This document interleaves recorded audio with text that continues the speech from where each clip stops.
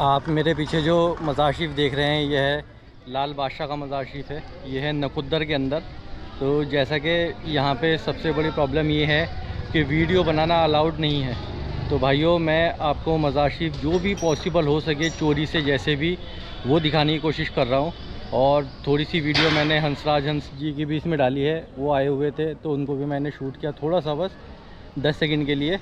تو یہ آپ میرے پیچھے مزار شریف دیکھ رہے ہیں اور جو بھی چیزیں ہیں یہاں پر کچھ نہیں معلوم پڑتا بھائی, کوئی بات کرنے کو تیار نہیں ہے. تو بس ایسے ہی میں آپ کو درگاہ دکھا رہا ہوں.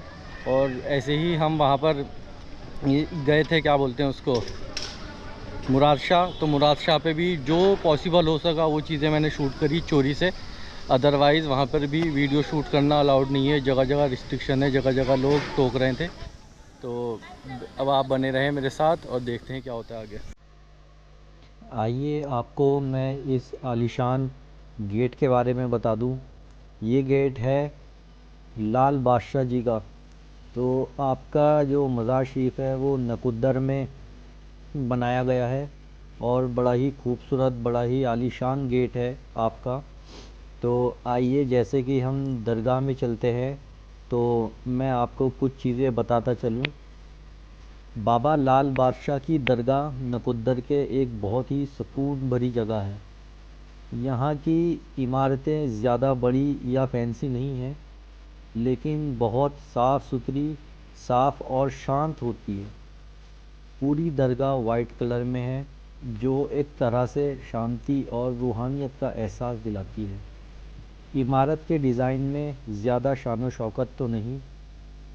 یہ جگہ صوفی ٹریڈیشن کی طرح ہی سیدھی سادی لیکن دل کو چھو لینے والی ہے. یہاں آ کے لگتا ہے جیسے وقت رک گیا ہو. کوئی آواز نہیں, بس روحانی خاموشی. لوگ چپ چاپ دعا کرتے ہیں اور ہر کونے میں ایک الگ ہی سکون محسوس ہوتا ہے. سب سے خاص بات یہ ہے کہ یہاں ہر مذہب, ہر ذات کا انسان آتا ہے. سب کو یہ جگہ ایک جیسی محبت سے اپناتی ہے.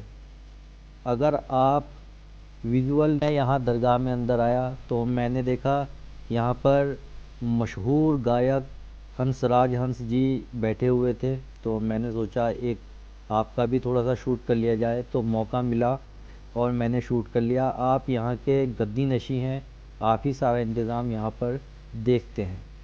یہ ہے نکودر بابا لال بادشاہ جی کی درگاہ, جو کہ پنجاب کا ایک بڑا ہی چھوٹا شہر ہے جہاں بستی ہے ایک روحانی شان بابا لال بادشاہ جی. یہ صرف ایک مقام نہیں, ایک احساس ہے. یہاں آ کے دلوں کو سکون ملتا ہے اور روح کو ایک ایسی زندگی تازگی جو لفظوں سے بیان نہیں ہو سکتی. بابا لال بادشاہ جی ایک فقیر, ایک روحانی ولی جنہوں نے اپنی زندگی انسانیت, محبت اور خدمت میں گزاری. آپ پاکستان سے نکودر آئے تھے اور 1947 سے آپ نے لوگوں کی بڑی یہاں پر خدمت کی. ہر ذات کا انسان جھکتا ہے. یہ جگہ سب کو گلے لگاتی ہے بنا بھید بھاؤ کے. جب دنیا میں سب دروازے بند ہو جاتے ہیں تو یہ درگاہ ہی ہے جو انسان کو ایک امید کی کرن دکھاتی ہے جہاں سے کوئی خالی ہاتھ نہیں لوٹتا. یہاں ہر سال 18, 19, 20 جولائی کو ایک بڑا میلہ لگتا ہے. قوالی, ذکر اور نعت کی گونج ہوتی ہے جس میں لوگ صرف سنتے نہیں محسوس کرتے ہیں. میں بھی یہاں آیا ہوں ایک مسافر بن کر, لیکن یہ مقام مجھے صرف ایک سفر نہیں, ایک مقصود, ایک منزل کا احساس دے گیا. اگر آپ کبھی پنجاب آئیں تو نکودر کا سفر ضرور کریں. شاید یہ جگہ آپ کے دل کو چھو کر گزر جائے. جہاں روح خاموشی سے دعا کرے اور دل سکون سے بھر جائے. وہیں ہے لال بادشاہ کی درگاہ, اور وہی ولیوں کا مقام ہوا کرتا ہے کہ جہاں پر لوگ آئیں, اپنی تمنائیں, اپنے غم, اپنی تکلیفیں یہاں پر بے جھجک ہو کر سنا سکتے ہیں. آپ دنیا میں کہیں پر بھی جائیں، کسی بھی ولی کے دربار میں جائیں، آپ کو ایک روحانی سکون جو محسوس ہوتا ہے وہ کہیں اور نہیں ہوگا۔ جب میں یہاں آیا تو یہاں کچھ پروگرام کی تیاری چل رہی تھی، تو اسی کے سلسلے میں یہاں پر کچھ کام چل رہے تھے، تو ویڈیو بنانے کی پرمیشن تو نہیں تھی، مگر میں نے جیسے کیسے بھی کر کے تھوڑی بہت ویڈیو شوٹ کی اور آپ کے سامنے میں نے پیش کر دی۔ معلومات بھی نہیں مل پائی کیونکہ ایسی جگہ پر کوئی بات کرنے کو تیار نہیں ہوتا۔ نکودر میں بڑی امید سے آیا تھا، مگر میں نے دونوں درگاہوں پر بڑی مایوسی کا سامنا کیا۔ مجھے کسی بھی طریقے کی کوئی انفارمیشن نہیں ملی، نہ ہی مین درگاہ کے اندر شوٹ کرنے دیا گیا۔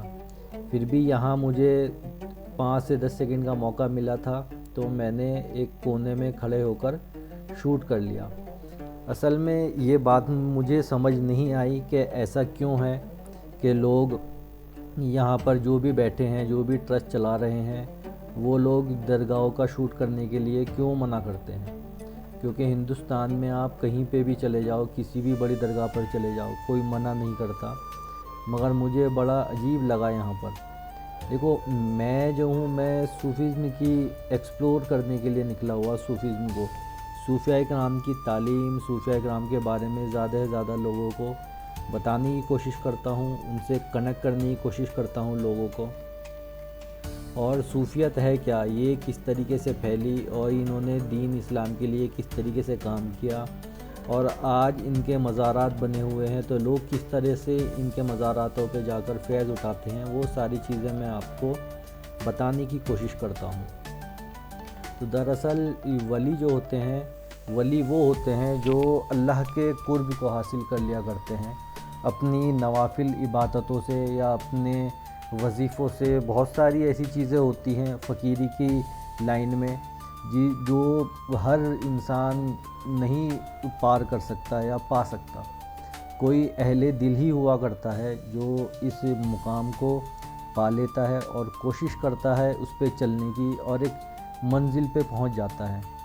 بہت کم ولی ایسے ہوئے ہیں جو بڑی منزلوں پر پہنچے ہیں۔ تو اللہ سبھی کو کچھ نہ کچھ عطا کرتا ہے، کوئی نہ کوئی مقام عطا کرتا ہے، کوئی ایسی روحانی طاقت ادا کر دیتا ہے جس سے لوگوں کو، عام لوگوں کو فیض پہنچتا ہے۔ اب درگاہوں پر آپ کہیں پر بھی جائیں گے تو وہاں پر سبھی دھرموں کے ماننے والے، مذہبوں کے ماننے والے لوگ درگاہ پر آتے ہیں۔ وہ صرف اسی لیے آتے ہیں کیونکہ یہاں یہ جو ولی ہوتے ہیں، یہ کسی ایک مذہب کے، ایک دھرم کے لیے نہیں ہوتے، یہ پوری کائنات کے لیے، پوری انسانیت کے لیے ولی ہوتے ہیں۔ یہاں تک کہ جانور بھی ان جگہوں پر آتے ہوئے دیکھے گئے ہیں۔ کئی جگہوں پر ایسا دیکھا گیا ہے کہ جانوروں کو سجدے کرتے ہوئے دیکھا ہے، جانوروں کو جھکتے ہوئے دیکھا ہے۔ تو ایسی کئی کراماتیں آپ سنتے رہتے ہوں گے لوگوں سے۔ تو میں یہ بتانا چاہتا ہوں کہ ولی اللہ اصل میں مرا نہیں کرتے۔ اللہ تعالیٰ قرآن شریف میں فرماتا ہے کہ یہ میرے بندے ہیں، یہ صرف دنیا سے پردہ کرتے ہیں، ان کے جسم ان کی قبروں میں ایسے ہی سلامت ہیں، اور جیسے دنیا میں انہیں رزق دیا کرتا تھا، ویسے ہی ان کی قبروں میں رزق کو پہنچاتا ہوں، اور تا قیامت تک یہ جو جتنے بھی درگاہیں ہیں یہ ایسے ہی رہیں گی، اور اللہ ان کی حفاظت کرتا ہے، اور لوگ یہاں پر آتے ہیں، اپنی منو کامنائیں مانگتے ہیں۔ تو آپ جڑے رہیں ہمارے ساتھ اور چینل کو سبسکرائب کر کے ضرور جائیں۔